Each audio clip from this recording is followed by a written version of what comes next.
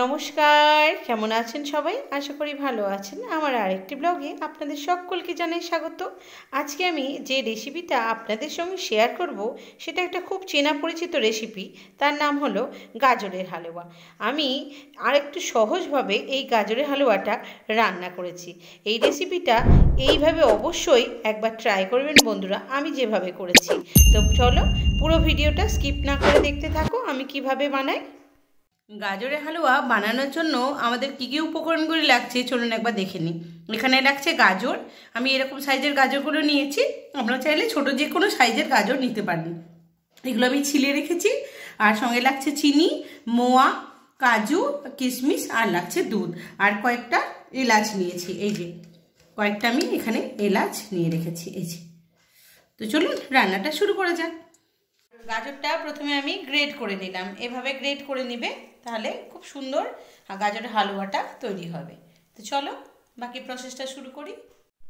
এবার আমি প্রেসার কুকারে একটা সিটি মেরে ভাপিয়ে নেব। গাজরটা আমি সিটি মেরে নিয়েছি, এবার জলটাকে ভালো করে ঝরিয়ে নিতে হবে। ঝরিয়ে নিচ্ছি, হয়ে গেছে। এবার আমি ঘি দিয়ে দেবো।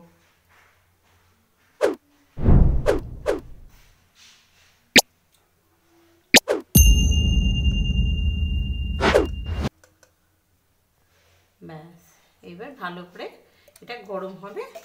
দিয়েছি ঘিয়ের মধ্যে, এবার একটু কিশমিশটাও দিয়ে দেবো। বেশিক্ষণ ভাজবো না, হালকা নাড়াচাড়া করবো।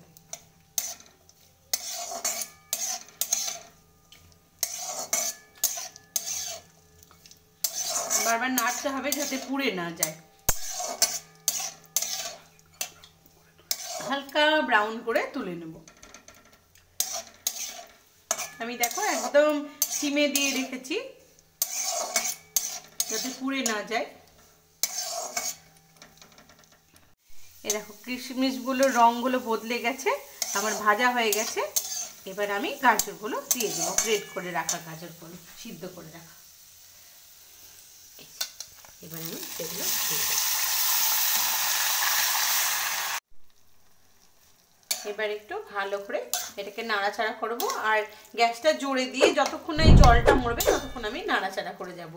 খুব সুন্দর একটা ঘিয়ের স্মেল বেরোচ্ছে।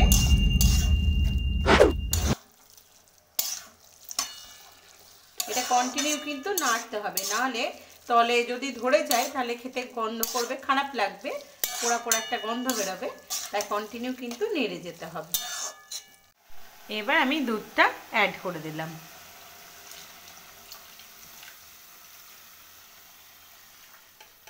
ভালো করে এবার মিশিয়ে নেব দুধটা, নাড়াচাড়া করে মিশিয়ে দেব।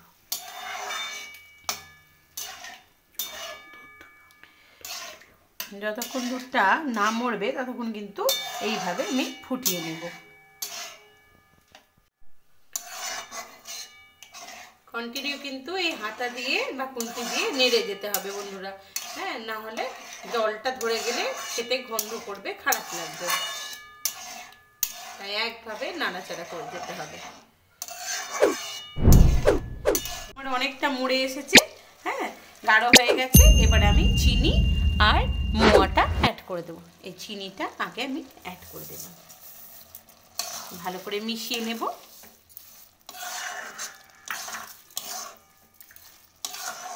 খুব সুন্দর একটা গন্ধ বেরোচ্ছে।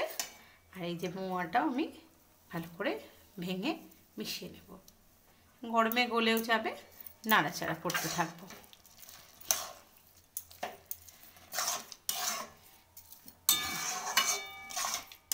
এলাচ আমি ছড়িয়ে দিলাম।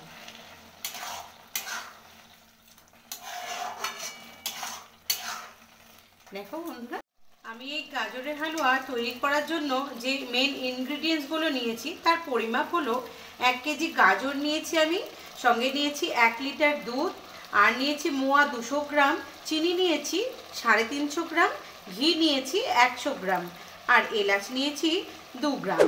তাহলে এগুলো মিশিয়ে আমি এইভাবে গাজরের হালুয়াটা তৈরি করেছি। আপনারাও এভাবে একবার অবশ্যই ট্রাই করবেন। আমি চিনিটা আমার পরিমাপ মতো দিয়েছি, আপনারা চাইলে কম বেশি করতে পারেন। আর যাদের ডায়াবেটিস রয়েছে বা সুগার রয়েছে তারা কিন্তু সুগার ফ্রি দিয়েও করতে পারেন।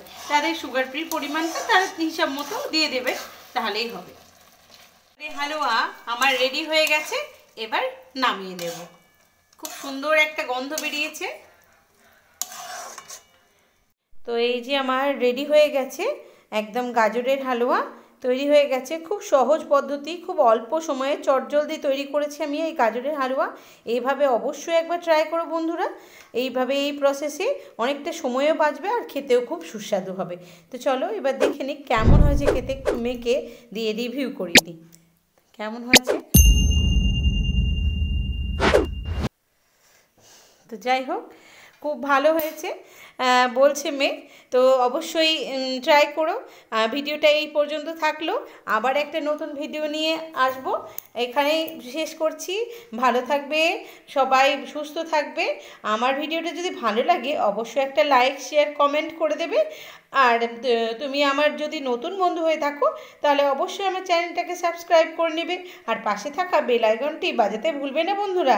তাহলে চটজলদি আমার সমস্ত রেসিপি বা ভিডিওগুলো তোমার ঘরে পৌঁছে যাবে। আর তুমি যদি ফেসবুক থেকে দেখে থাকো অবশ্যই আমার প্রোফাইলটাকে ফলো করতে ভুলবে না। দেখা হবে আরেকটা ভিডিওর সাথে। ভালো থেকো, সুস্থ থেকো, টাটা, নমস্কার।